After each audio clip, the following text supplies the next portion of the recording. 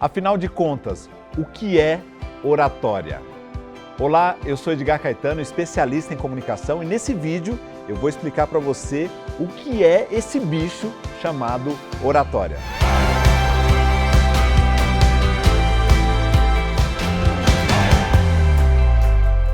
A oratória é a arte de falar em público de forma estruturada e consciente, com o objetivo de informar, entreter, educar uma plateia e, claro, influenciar outras pessoas. A oratória depende não só de uma estrutura, mas também de regras e técnicas para valorizar o seu discurso, a sua comunicação, o seu conteúdo e também para valorizar as qualidades do comunicador. Foi em Siracusa que nasceu a arte da oratória. Siracusa é uma cidade importante da Sicília, que faz parte da Itália, mas no quinto século antes de Cristo pertencia ao Império Grego.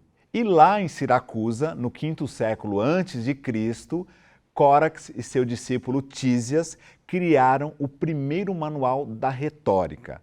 Naquela época, muitos advogados usavam a arte de falar em público, a eloquência, a retórica, ou seja, a oratória, para defender as pessoas de invasores que dominavam sobre aquele território, tomando as suas posses. Então a oratória era muito importante para o direito, para a defesa de causas dos mais fracos. A oratória era dividida em dois grandes pilares: a retórica, responsável pela estrutura do discurso, a organização lógica, a conexão entre as partes, as analogias, as defesas, os argumentos de cada um daqueles pontos, construindo assim um conteúdo que fosse claro, inteligível para aquele público. E claro, o outro pilar era a eloquência, a capacidade que o comunicador tinha de usar os recursos não verbais para entregar um conteúdo de forma a persuadir e influenciar as pessoas. Por falar em influenciar, naquela época,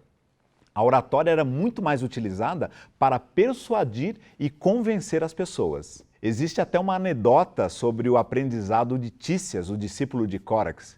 Há relatos históricos que contam que ele desafiou o seu mestre a não pagar o treinamento caso ele se tornasse tão bom na arte de persuadir e convencer que pudesse argumentar com ele para não pagar. Então, se ele o convencesse de que não precisasse pagar o treinamento ao final deste, ele não pagaria. E ele o desafiou também: agora, se eu não conseguir te convencer, eu também estou livre do pagamento, já que o seu treinamento não foi competente o suficiente para desenvolver a minha comunicação. Ou seja, o treinamento que Tísias receberia o ajudaria a convencer, influenciar e persuadir mais pessoas do que o normal. Por isso, ele fez esse desafio para o seu mestre. A civilização grega sempre valorizou os homens que se comunicavam bem ou que dominavam a arte da oratória. Aristóteles, que era discípulo de Platão, deu base para o que conhecemos hoje como oratória e como retórica, quando criou ou traduziu os seus pensamentos no tratado conhecido como a Arte da Retórica.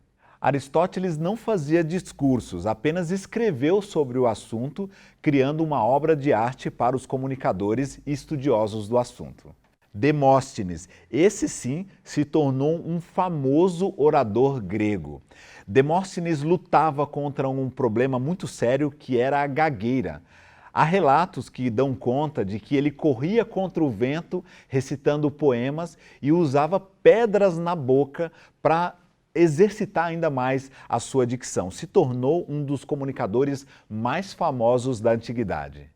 Nos dias de hoje, a oratória, a boa comunicação também fazem parte do sucesso de grandes profissionais e líderes. Líderes que mudaram a trajetória das suas famílias, comunidades, das suas cidades, dos seus países e alguns que mudaram a trajetória do mundo usando a força e o poder da comunicação, da oratória, da retórica, da eloquência, ou seja lá que nome você queira dar para a arte de falar em público. De toda forma, você deve estar se perguntando: como posso me tornar um comunicador de sucesso? Como eu posso desenvolver a oratória?